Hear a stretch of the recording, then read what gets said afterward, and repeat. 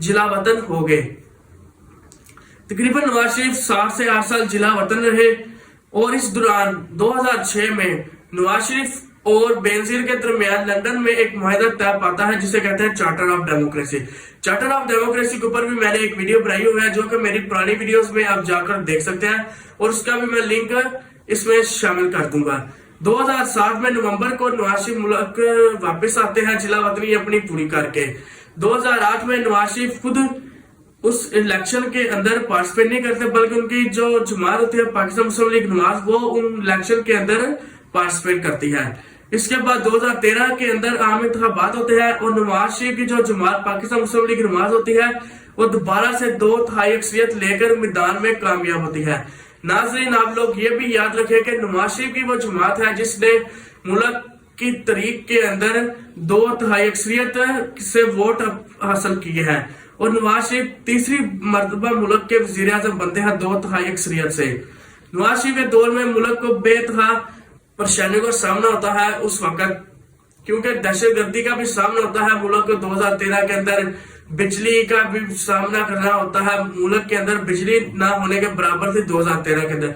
नवाज शरीफ इन चीजों के ऊपर कंट्रोल पाते हैं।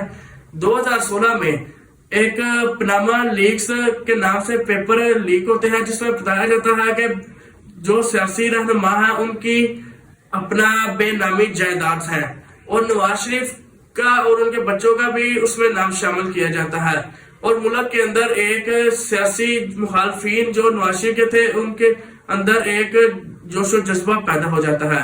2017 के अंदर अदालत उज़्मा की तरफ से फैसला सुनाया जाता है कि नवाज शरीफ सादा को मीन नहीं रहे क्योंकि उन्होंने झूठ बोला है कि उन्होंने अपने बेटे से तनख्वाह ली, यानी कि एक हकामा था उसको उन्होंने शो ना किया, इस वजह से उनको नाअहल करार दिया जाता है और नवाज शरीफ बतौर वजीर आजम तीसरी मर्तबा कुर्सी से उतार दिए जाते हैं।